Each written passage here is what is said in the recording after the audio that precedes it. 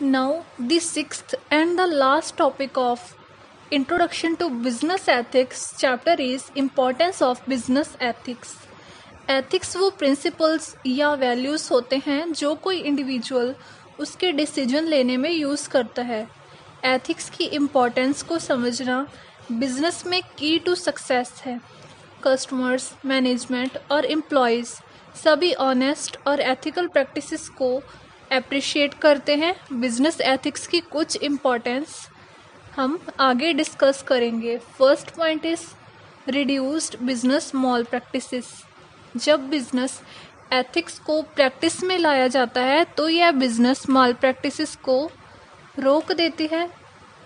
Business माल practices में unfair trade जैसे black marketing, selling duplicate products और सेलिंग हार्मफुल प्रोडक्ट्स एंड और भी बहुत सी थिंग्स आती हैं जो कि कस्टमर्स को हार्म करती हैं।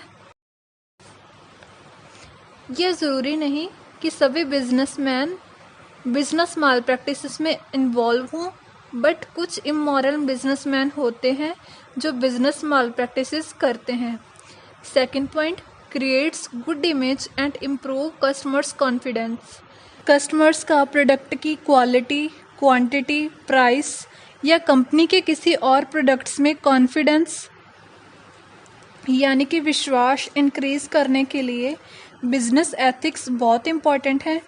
कस्टमर को उस बिजनेस पे ट्रस्ट होता है जो एथिकल रूल्स फॉलो करता है, जिससे ऑर्गेनाइजेशन की सोसाइटी में गुड इमेज क्रिएट होती है। Third point, consumer satisfaction. Consumer market में काफ़ी कंट्रीब्यूशन करता है। कंज्यूमर के बिना कोई बिजनेस मार्केट में सरवाइव नहीं कर सकता। बिजनेस ट्रांजैक्शन में कंज्यूमर सेटिस्फैक्शन को सीरियसली लेना चाहिए। अगर कोई ऑर्गेनाइजेशन बिजनेस एथिक्स फॉलो करती है तो कंज्यूमर्स सेटिस्फाई हो जाते हैं, जिससे बिजनेस प्रॉफिट्स गेन कर सकते हैं। Fourth point, safeguarding consumers rights. Consumer rights कई तरह के होते हैं, जैसे right to choose, right to complain, right to be informed and others. Businessman में अच्छे बिजनेस एथिक्स अप्लाई करने से कंज्यूमर्स के राइट्स की प्रोटेक्शन में हेल्प होती है। Fifth point, protecting employees and share holders. Business ethics employees, share holders, dealers और सप्लायर्स के इंटरेस्ट की एक्सप्लॉयटेशन यानी कि अनफेयर ट्रेड प्रैक्टिसेस से प्रोटेक्शन के लिए ज़रूरी है। बिजनेस एथिक्स में ऑर्गेनाइजेशन अपने डिसीजन लेते समय उसके कई स्टेक होल्डर्स को माइंड में रखती है। Sixth point, attracting and retaining employees. Ethical organization एक ऐसा एनवायरनमेंट क्रिएट कर देती है जो कि ट्रस्टवर्थी होता है।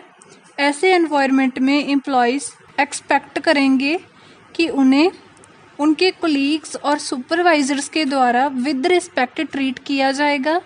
लोग ऐसी ऑर्गेनाइजेशन को ज्वाइन करना पसंद करते हैं जहां पे हाई एथिकल वैल्यूज़ हों। Seventh point, loyal investors. Investors normally उस कंपनी के एथिक्स, सोशल रिस्पॉन्सिबिलिटी और रेपुटेशन के बारे में सोचते हैं जिसमें उन्होंने इन्वेस्ट किया हो। इन्वेस्टर्स इसके बारे में और भी अवेयर हो रहे हैं कि एथिकल क्लाइमेट ही एफिशिएंसी, प्रोडक्टिविटी और प्रॉफिट्स के लिए बेसिस प्रोवाइड करता है। रिलेशनशिप विद इन्वेस्टर्स उनके ट्रस्ट पे बेस्ड है। Eight point, develops good relations.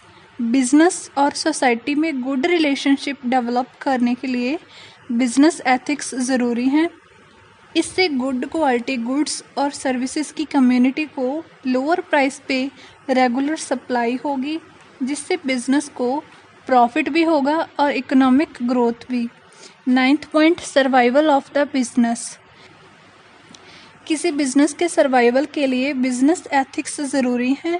जो बिजनेसमैन बिजनेस एथिक्स को फॉलो नहीं करते उन्हें नॉर्मली शॉर्ट टर्म सक्सेस ही मिलती है। फॉर एग्ज़ाम्पल, अगर कोई बिजनेसमैन किसी कस्टमर को एक बार चीट करता है तो कस्टमर उसे रिमेंबर रख सकता है और हो सकता है कि नेक्स्ट टाइम वो गुड्स को उसी बिजनेसमैन से दोबारा बाय ना करे।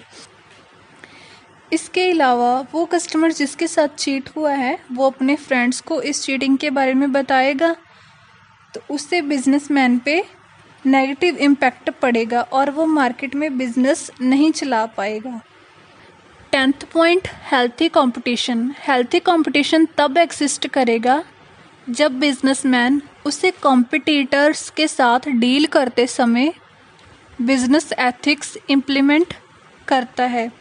फॉर एग्जांपल, बिजनेसमैन बिजनेस में मोनोपोली अवॉइड करेगा। अगर मार्केट में कंपटीशन हो तो वो बिजनेस एथिक्स को प्रैक्टिस करेगा। 11th point, better decision making. Ethics की रिस्पेक्ट करने से मैनेजमेंट डिसीजन लेते समय कई तरह के इकोनॉमिक, सोशल और एथिकल कॉन्सेप्ट्स का ध्यान रख पाएगी। डिसीजन मेकिंग तभी बेटर होगी अगर वो कंपनी, पब्लिक और एम्प्लॉयज़ की लॉन्ग टर्म प्रॉफिटेबिलिटी पे डिसीजन लेगी। 12th point, profitability. एथिकल होने का मतलब प्रॉफिट्स अर्न करना नहीं है। हर ऑर्गेनाइजेशन की ये रिस्पॉन्सिबिलिटी है कि वो प्रॉफिट्स अर्न करें।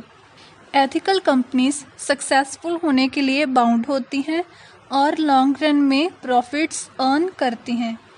ऐसा भी हो सकता है कि वो शॉर्ट टर्म में भी कभी कभी लॉसेस में चल रहे हों, बट वो लॉन्ग टर्म में प्रॉफिट्स अर्न करती है। 13th point, smooth functioning. अगर सभी बिजनेस एथिक्स को फॉलो कर रहा हो तो सभी employees, share holders, consumers, dealers और सप्लायर्स हैप्पी होंगे। वो बिज़नेस के साथ प्रॉपर कोऑपरेशन करेंगे। इससे बिज़नेस की स्मूथ फंक्शनिंग में हेल्प होगी, जिससे सेल्स और प्रॉफिट्स इंक्रीज होंगे। 14 point, protection of society. Ethics society की, कंट्री के लीगल सिस्टम से भी बेटर वे में प्रोटेक्शन कर सकते हैं।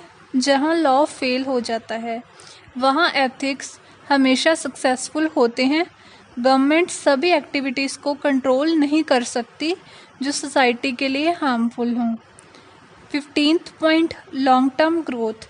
कोई भी कंपनी एथिक्स को फॉलो करके सक्सेसफुल हो सकती है और वो लॉन्ग टर्म में small and sustainable profits earn करती हैं।